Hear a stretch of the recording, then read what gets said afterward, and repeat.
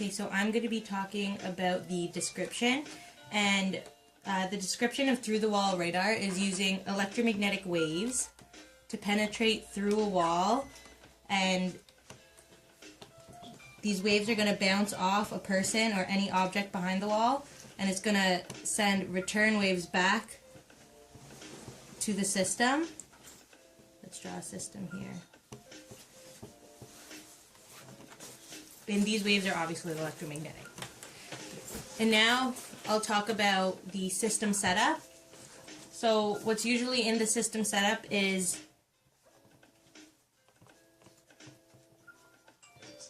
a transmitter antenna, we'll call it TX, and this will transmit many electromagnetic waves. Usually they're ultra wideband, and these waves will bounce off or through the wall and bounce off an object behind the wall, and they'll return by passing through the wall again and going to a receiver antenna, which we'll call RX, and this antenna is going to process using different algorithms, and then it will display, and that usually looks like a graph, and it'll have different colors, and the object will usually be in yellow or orange.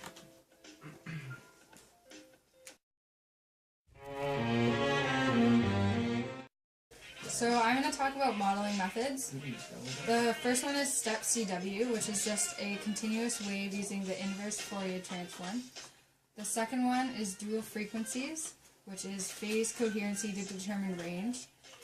The third one that we're going to be focusing for most of our project is ultra-wideband, which is short pulses transmitted through TX antenna, which the object reflects and propagates back to the RX antenna, and the time delay represents the spatial distance.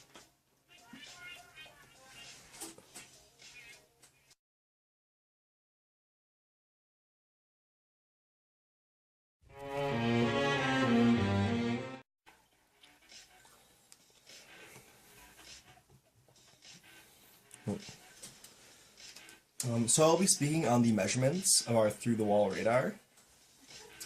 So as you can see, for equation 1, we use the coordinates r, theta, phi, and n is for time, of the electric field.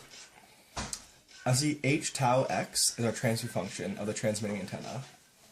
In equation 2, hrx is a transfer function of the receiving antenna, and x is for the non-direct path.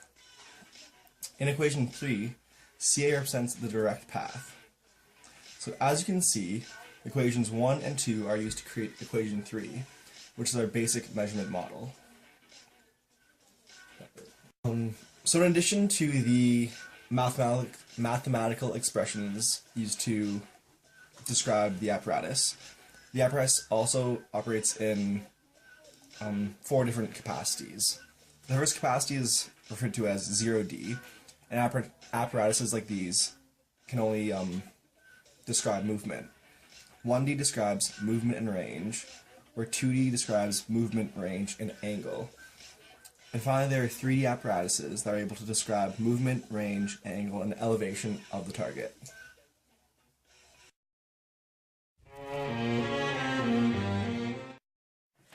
Okay, so the first application I'm going to talk about is what the police would use a through-the-wall imaging radar for. For example, if there's a hostage crisis, let's say we have a building filled with 3 hostages and 2 gunmen. The police don't want to go in to interrupt the scene because the gunman might shoot. So if they have a through-the-wall radar, they could set it up outside of the building and use those electromagnetic waves to go through the wall and propagate off the hostages and give them an idea of the scene inside, and then they'll be able to plan and take action in the best way.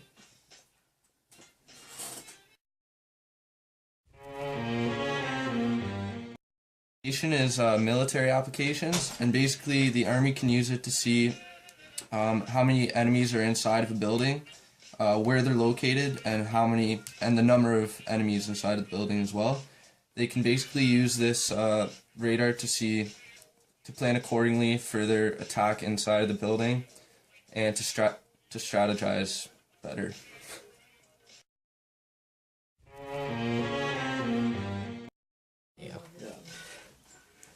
So another application that through-the-wall radars would be useful for is something, for example, if there's a burning building or any other natural disaster that would make a building unsafe. Since firefighters and other search and rescue personnel don't want to risk their lives if there's not people in the building, it helps to have a through-the-wall radar so you can see if anyone's even in there. And further extent, if they are, you want to know where they are so you can get in and get out as quickly as you can.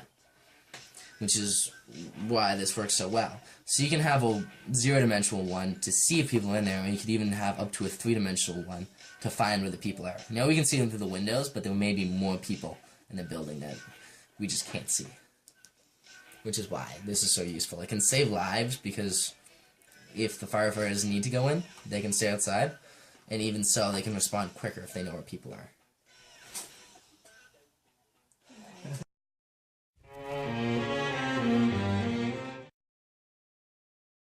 Over the different designs.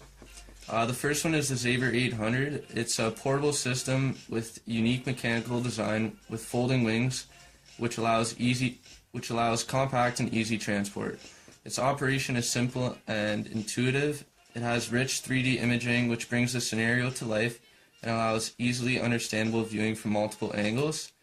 The Xaver 800 utilizes a cutting-edge system architecture encompassing multiple technical disciplines.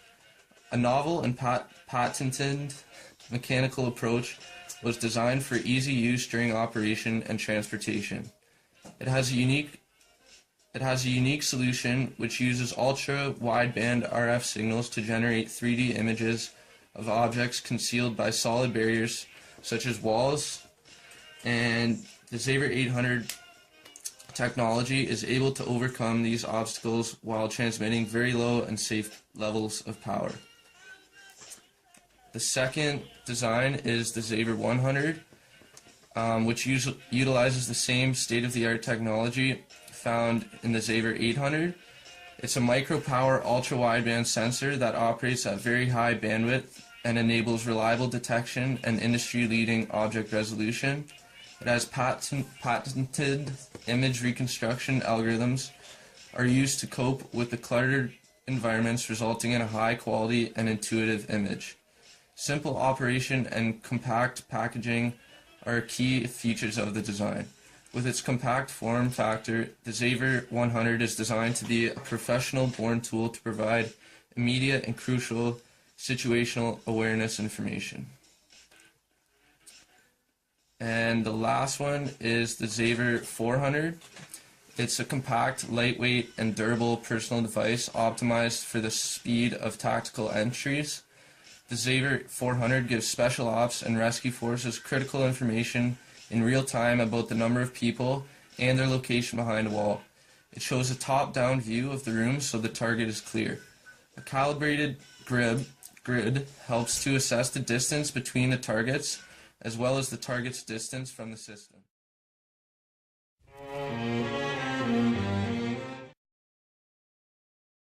For the through-the-wall radar, now because our electromagnetic structure is a whole system, we're going to concentrate on the transmitting antenna, which uses ultra-wideband. So when we're going to simulate it on OpenEM, we're going to first have a base plate that's going to hold our conductor, which will transmit a signal, and then we're going to use the inverse Fourier transform to interpret that signal and then display it. That's all, folks.